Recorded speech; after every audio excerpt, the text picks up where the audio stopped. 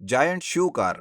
एक अमीर आदमी कई सालों से बिना आराम किए अपना व्यापार कर रहा था। वह व्यापार कर करके थक गया था। उसके पास एक डॉक्टर आकर चेक करता है और उसे कहता है, आपके ज्यादा सोचने और थकावट की वजह से आपके दिमाग पर असर पड़ गया है। आप मेडिटेशन कीजिए, अच्छा होगा। ठीक है। डॉक्टर के बताए अनुसार मेडिटेशन करने के लिए सिटी से दूर एक जंगल में वो जाता है। वहां उसके जूते और हाथ की घड़ी निकालकर पास में रखता है और ध्यान करने बैठता है। ओम ओम। अमीर आदमी ध्यान कर रहा था कि तभी वहां एक चोर आता है और अमीर आदमी के पास में रखे हुए घड़ी और कार की चाबियां लेकर कार स्टार्ट करके वहां से भाग जाता है। यह देख अमीर आदमी कहता है, अरे रुक रुक कमीने, कहीं के रुक। यह कहकर वह अमीर आदमी भी उस कार के पीछे भागने लगता है। वो गुस्से से अपना शू उस चोर पर फेंकता है। कार बहुत तेजी से वहां से चली जाती है और वो जूता उधर से आ रहे स्वामी जी को लगता है। स्वामी जी गुस्से से कहते हैं, तुम्हारी इतनी जर्रत और इतना अहंकार कि तुमने मेरे ऊपर ही जूता फेंका। स्वामी जी क्षमा कीजिए, वह चोर मेरी कार चुरा कर ले जा रहा है। स्वामी जी अमीर आदमी की पूरी बात बिना सुने ही कहता है, बस कर अपनी बकवास। जिस कार के लिए तूने मेरे ऊपर जूता फेंका, उस कार और जूते दोनों को मिलाकर मैं तुम्हें श्राप देता हूँ कि तुम शू कार में बदल जाओ। यह कहकर उस अमीर आदमी को स्वामी जी श्राप देते हैं। यह सुनकर अमीर आदमी कहता है, स्वामी जी, मैं आपके गुस्से को समझ सकता हूँ। कृपा करके मुझे इस श्राप से मुक्ति का उपाय बताइए। इस गांव में जो कोई भी इंसान तुमसे अपनी इच्छा मांगेगा, तुम्हें उसकी इच्छा पूरी करनी होगी, चाहे वो इच्छा अच्छी हो या बुरी। अगर तुमने 100 आदमियों की बुरी इच्छा पूरी की तो तुम हमेशा शू कार में ही बने रहोगे।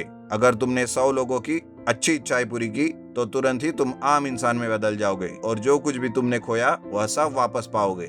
यह कहकर स्वामी जी वहां से चले जाते हैं। तुरंत ही वो अमीर आदमी शू कार में बदल जाता है और वह रायपुर नाम के गांव में जाता है और कहने लगता है, अरे कोई अच्छी इच्छा लेकर आओ मेरे सामने, मुझे श्राप से मुक्ति दिलाओ। उस गांव में गांगुली और मनोज नाम के 2 पड़ोसी रहते थे। उनमें गांगुली बहुत ही अच्छा इंसान था। उसकी एक बीवी और एक बेटा था, जबकि मनोज बहुत ही लालची इंसान था। गांगुली जो भी व्यापार शुरू करता वही व्यापार मनोज भी करता था। मनोज गांगुली के व्यापार को बर्बाद करने का प्लान बनाता था। गांगुली जूतों की दुकान खोलता है तो मनोज भी ठीक गांगुली के दुकान के सामने दूसरी दुकान खोलता है। गांगुली कहता है, मनोज, अगर तुम मेरे साथ व्यापार करना चाहते हो तो हम दोनों मिलकर व्यापार करते हैं, पर ऐसा नहीं कि मैं जो व्यापार कर रहा हूँ तुम भी ठीक वही करो। ये ठीक नहीं है। मैं मेरी मर्जी से जो व्यापार चाहे वो करूँगा। तुम कौन होते हो मुझे नसीहत देने वाले? तुम्हारे साथ मिलकर व्यापार करना मुझे बिल्कुल भी पसंद नहीं है। जाओ जाकर अपना काम करो। ये कहकर वो वहाँ से चला जाता है। रास्ते में मनोज को शू कार दिखाई देती है। मनोज कहता है, अरे वाह, ये कार तो बहुत ही अजीब है। ऐसा कहकर उस कार को वो अपने हाथों में लेता है। शू कार कहती है, अरे वाह, अगर तेरी कोई इच्छा है तो बताओ, मैं पूरी करूँगा। उस गांगुली के बच्चे का व्यापार खराब कर दो। नहीं नहीं, मुझसे ऐसे गलत काम मत करवाओ। अरे वह बर्बाद हो जाएगा, इससे अच्छा मेरे लिए और क्या हो सकता है। अरे तुझे ही मिलना था क्या मुझे? यह कहकर वो शू कार गांगुली के दुकान और उसके घर में आग लगा देती है। गांगुली का सारा परिवार सड़क पर आ जाता है। यह देख मनोज बहुत खुश हो जाता है। शू कार कहती है, अरे किसी और के दुख को देखकर खुश होने वाला तू कैसा इंसान है। हाय मेरी किस्मत, तू ही मुझे मिलना था क्या? यह कहकर वो शू कार मनोज के पास से निकलकर गांगुली को ढूंढते हुए जाता है। ढूंढते ढूंढते गांगुली का परिवार शू कार को एक पेड़ के नीचे भूख के मारे बैठे हुए दिखाई देता है।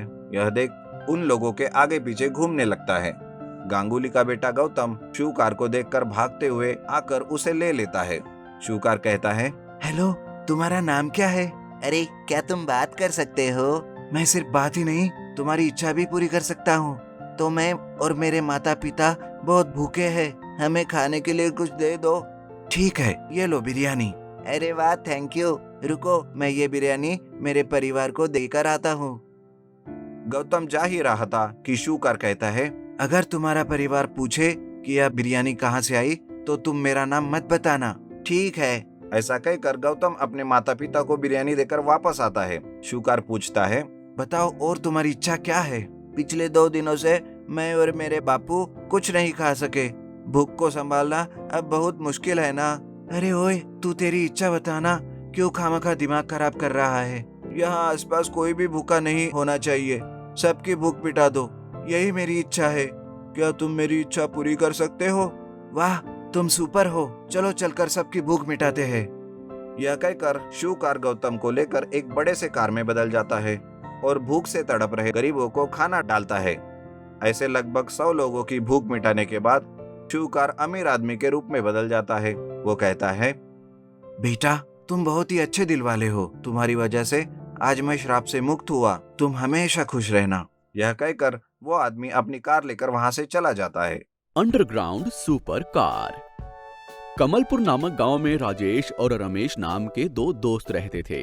रमेश खूब पढ़ लिख कर विदेश गया और अच्छा खासा पैसा कमाकर वापस स्वदेश आ गया, लेकिन राजेश बिना पढ़े लिखे आवारों की तरह घूमता फिरता रह गया।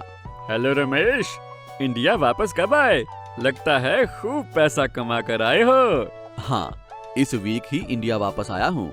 तुम बताओ, तुम क्या कर रहे हो?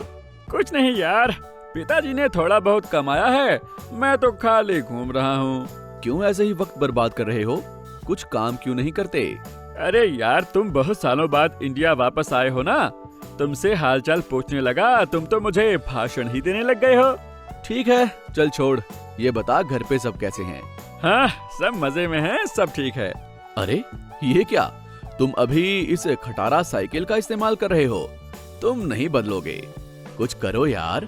ये देखो, मैंने नई सुपर कार खरीदी है, 400 किलोमीटर की रफ्तार से चलती है।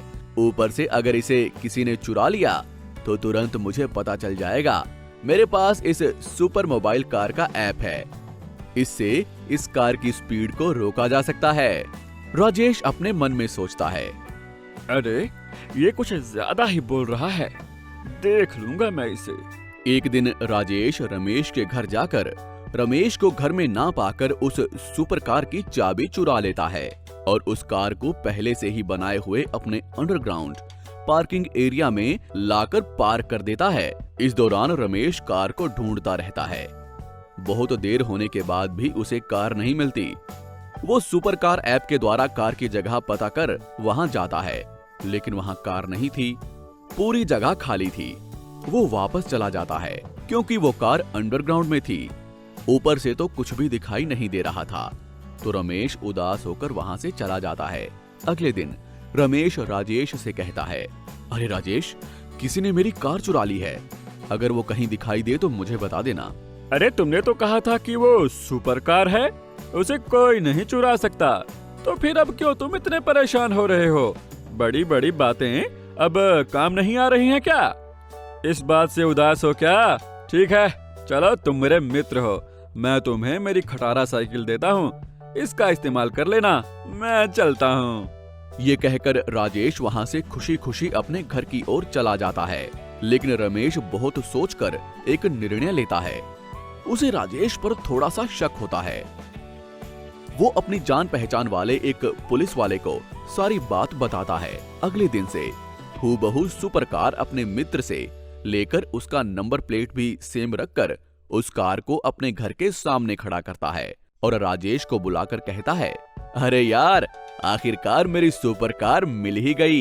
एक नालायक चोर मेरी कार को चुराकर भाग रहा था और मैंने उसे पकड़ लिया। सच में? ये तो बहुत अच्छा हुआ, तुम्हारी कार तुम्हें मिल गई। अब ठीक है, मैं चलता हूँ। ये कहकर राजेश अपने मन में सोचता है, अरे ये क्या, ये कार इसे कैसे मिल गई? क्या ये सच कह रहा है या फिर कोई अंडरग्राउंड से कार चुराकर इसे दे गया हो? कुछ भी हो, पहले मुझे अंडरग्राउंड जाकर कार को देखना चाहिए। ये सोचकर राजेश वहां से निकलता है। पुलिस और रमेश भी चुपके से राजेश का पीछा करते हैं। राजेश एक जगह पर जाकर वहां इधर उधर देखने लगता है। वो वहां जमीन पर पड़ा हुआ एक बड़ा सा लोहे का टुकड़ा उठाकर जमीन के अंदर जाता है। रमेश और पुलिस भी उसी मार्ग से होते हुए पीछे जाते हैं। वहां अंडरग्राउंड में सुपर कार खड़ी थी। तुरंत पुलिस राजेश को गिरफ्तार करके उसे पुलिस स्टेशन ले जाती है और रमेश अपनी सुपर कार घर ले जाता है। ये कहानी हमें सिखाती है कि झूठ ज्यादा दिनों तक छुपा नहीं रह सकता, इसीलिए हमें कभी भी किसी को धोखा नहीं देना चाहिए और झूठ नहीं बोलना चाहिए। आपको हमारी ये कहानी कैसी लगी, हमें कमेंट बॉक्स में जरूर बताएं और यदि आप ऐसी ही और भी कहानियां सुनना चाहते हैं तो हमारे चैनल को सब्सक्राइब करना ना भूलें। शुक्रिया।